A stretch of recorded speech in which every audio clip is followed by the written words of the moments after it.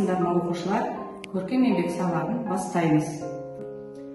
Қазір мен сендерге сурет көрсетемін. Сол суреттерге қарап, сендер сол суреттерді не біріктіреді? Сол сұраққа жауап беріп көресіңдер. Және олар қандай техникада орындалғанын байқап көріңіздер. Міне мына суреттерде неше түрлі бұйымдар жасалған. Бұл бұйымдар әртүрлі мата қиындыларынан жасалған, және де бұл жерде мата қиындыларынан жасалған жастықшаны көріп тұрмыз, көрпешені көріп тұрмыз. Мозаика түрінде жасалған бұйымдар деп есептелінеді. Мына жерде үй жиһаздарына байланысты, мысалы күнделікті өмірде бізде жапқыш, диванға жапқыш қолданылған. Мына жерде перделер түрлі түсті қиындылардан жасалынған. Мына жерде асханада қолданылатын тұтқыштар, сөмке жасалған. Мына жерде оқушылар біз түрлі маталардан жасалған ойыншықты көріп тұрмыз. Қазақтың ұлттық қолөнерінің бірі бұл құрақ. Мысалы мына жерде біз осы құраққа да тоқталамыз. Құрақтың көптеген түрлері бар. Көрпеше, жастықтар, тағы да әртүрлі бұйымдар жасалады құрақтан. Мына жерде де міне мысалы әдемі түрлі қиындылардан жасалған жастықты көріп тұрмыз. Көрпешенің үлгілері мына жерде ойменен бірге заманауи үлгіде жасалған көрпешелерді көріп тұрмыз. Мына жерде жұлдыз құрағы көріп тұрмыз. Шай көрпешесі, ұзын көрпешелер, жастықшалар барлығы бір үлгіде жасалған. Бүгінгі сабағымыздың тақырыбы тоқыма мозаика техникасымен жасалған тігін бұйымдарының дизайны. Құрақ, квилт, печворк. Идеяларды ойластыру, эскиз, материалды таңдау және дайындау, жұмысты орындау реті. Сабағымыздың мақсаты тоқыма бұйымдарын пішу және сыру тігісін қолдану арқылы қол еңбегі құралдарымен тігін машинасымен өңдеу, түрлі материалдардан қарапайым бұйым орындау, шығармашылық жұмыстар мен бұйымдар дайындау үдерісінде қазақтың ұлттық мәдениет элементтерін пайдалану, қауіпсіздік техникасын қадағалап, оның маңыздылығын сезіне отырып және демонстрациялай отырып материал мен құралдарды қолдану. Енді бүгінгі негізгі терминдеріміз сабақта қолданатын бұл құрақ құрау. Қазір біз сол құрақтың құрау түрлеріне тоқталамыз. Қазақтың өзінің ұлттық қолөнері ол құрақ. Міне мына жерде соның сипаттамасы берілген. Қазақстанның сәндік қолданбалы өнердің түрі. Мұнда түсі мен фактурасы әртүрлі мата қиындыларынан бірыңғай өрнек немесе бұйым болып құралады. Келесі бұл квилт. Квилт деген ол да құрақ құраудың бір үлгісі, бірақ бұл жерде құрақ құраудың америкалық техникасында матаның екі қиындысының арасына салынған ватинне мақта қабатымен бірге сырылып тігіледі. Келесі пэтчворк. Матаның түрлі түсті қиықтарынан тұтас бұйым тігілетін қолөнер түрі. Классикалық құрақ өнері Англияда пайда болған деп айтылған. Орыс халқында құрақ деген сөз лоскутная мозаика деп аударылады. Енді құрақ құрау негізі тоқыма мозаика деп аталады. Ертеден келе жатқан қолөнер түрінде мата қиындықтарынан мозаика принципі бойынша қолмен немесе машина тәсілімен тұтас бұйым тігіледі. Құрақ төрге төсейтін көрпеше, мата қиындыларынан тұмаша, сегіз жапырақ, ром сияқты геометриялық фигураларды пайдаланып, немесе әртүрлі қазақи нақыштардағы оюларды өрнектен құралған көрпені құрақ дейміз, немесе құрақ көрпе деп атаймыз. Құрақ көрпенің арасына мақта, немесе қойдың жүнін, түйенің жүнін, немесе қазіргі уақытта жасанды синтетика, синтепон, соларды салып, сырып тігетін бұйым деп білеміз. Енді осы құрақ құрау бізді неге үйретеді? Осының өте мықты, жан-жақты тәрбиелік мәні бар. Оны қарастыратын болсақ, ол қыздарды төзімділікке, үнемділікке, шеберлікке, бояуларды ажырата білуге, олардың бір-бірімен үйлесімділігін табуға, соны түсінуге көрсететін бұйымдардың бірі. Және де бұл жерде біз тазалыққа, үнемділікке, әсемдікке, жан дүниесін байытып, солардың ой-өрісін кеңейтетін қолөнердің бір түрі деп есептейміз. Құрақ негізінен түрлі түсті маталардан жасалады. Бұл жерде мата қиығын біздің әжелеріміз ысырап қылмай, соларды пайдаға асырған. Сол мата қиындыларды геометриялық фигураларға келтіре отырып, мынандай керемет құрақ өрнектерін жасауға болады. Мысалы, мына жерде қарап отырсақ, әртүрлі геометриялық фигуралар қолданылған. Мына жерде шаршы, мына жерде үшбұрыштар, мына жерде сызықшалар арқылы, лента арқылы тігілетін құрақтың түрлері көрсетілген. Бұл жерде де дәл солай заманауи түрде құралған құрақтың түрлері дәл сол геометриялық фигуралар қолданылған. Енді осы геометриялық фигуралар негізі құраған кезде біз осындай дайын лекаларын дайындаймыз. Бұл қима үлгі деп те аталады. Бұл жерде көрпешенің үлгісіне, құрақтың үлгісіне қарай шаршы, төрт бұрыш немесе үш бұрыштарды өзінің размерімен қиып дайындап аламыз. Мына жерде қыздар құрақ құрауға арналған ою-өрнек схемаларын көріп тұрмыз. Мына жерде мысалы бірінші құрағымыздың аты ботагөз. Бұл жерде де әртүрлі геометриялық фигуралардан әсем құрақ құралған. Екінші құрағымыз тұмарша, келесі қайшы, құдық деген құрақ бар, диірмен және де жұлдыз құрағы бар. Енді оқушылар, біз сендермен сарамандық жұмысқа өтеміз.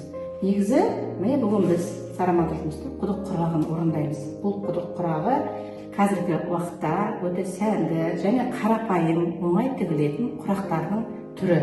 Бұл құраққа бізге екі түсті мата керек, және ол матаны біз өлшеммен қиып аламыз да, соны машинаға салып тігетін боламыз.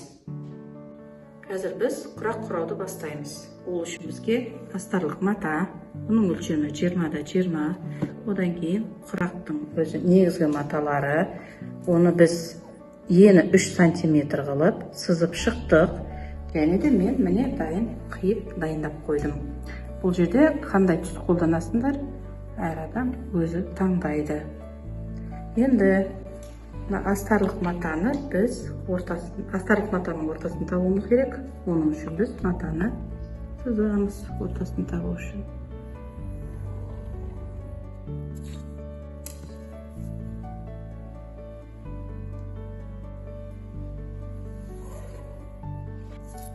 Енді осы жерде бізде 4-4 өлшемді мына көзді ортасына қоямыз. Ортасына қойған кезде мына бұрыштары мына сызықтармен сәйкес келу керек. Енді мына көзді машинаны дайындап қойдық. Осыған қойған кезде міндетті түрде түгі төмен қарап тұру керек. Қолмен ұстап көрсеңдер, өзі белгілі болады. Енді көзді ортасына қойдым. Осы көзді төрт жағынан да тігіп шығамыз.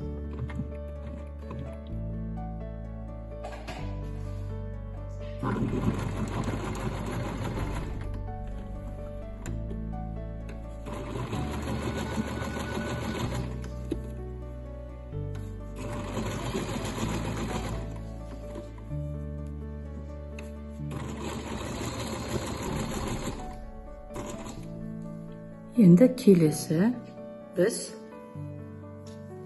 мына түсті қолданамыз. Бұны біз тағы да түгіні қараймыз. Түгі төменге қарау керек. Міне төменге қарау керек, осыған кезде белгілі болады. Осыны мына шеттен қосып тігіп бастаймыз. Керекті теріс қаратамыз. Мінекей.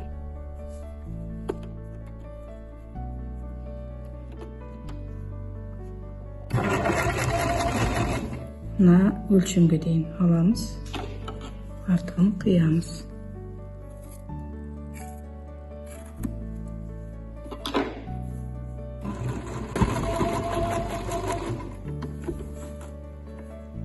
Енді келесі мына бетті бастаймыз.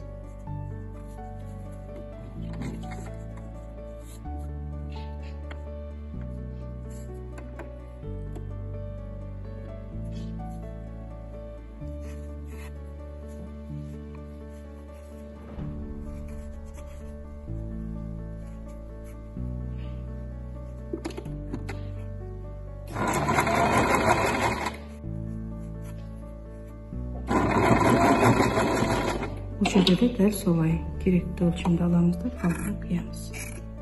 Осылай айналдырып тігеміз.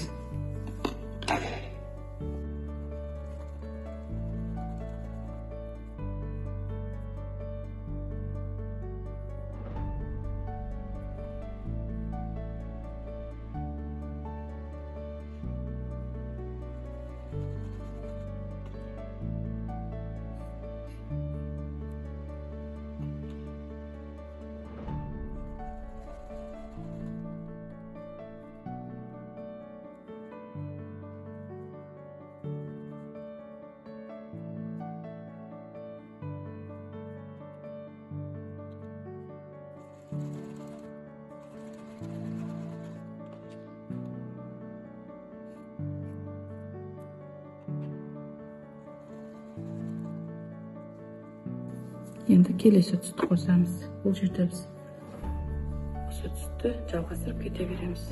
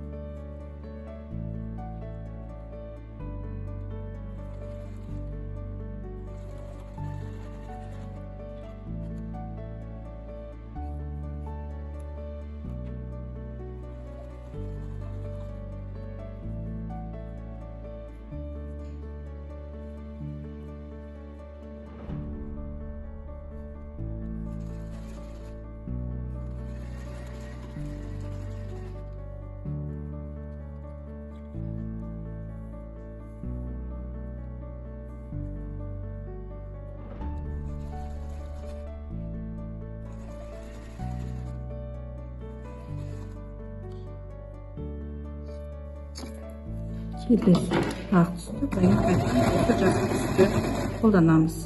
Болмаса әртүрлі түстерді қолдана беруге болады.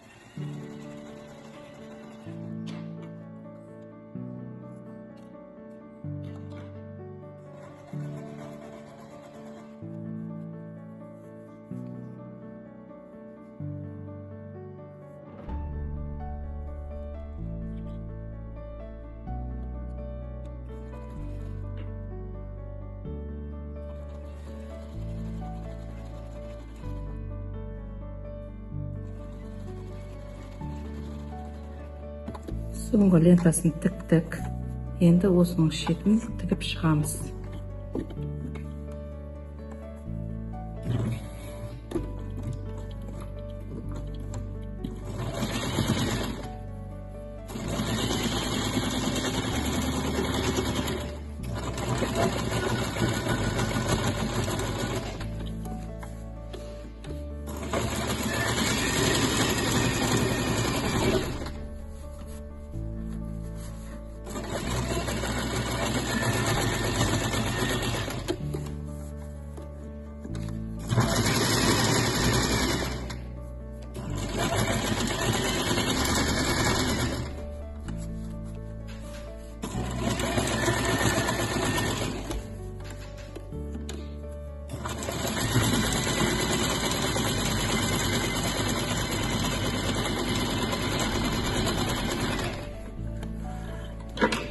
Құрағымыз дайын. Мына шеттерін барлығын артын қиып шығамыз.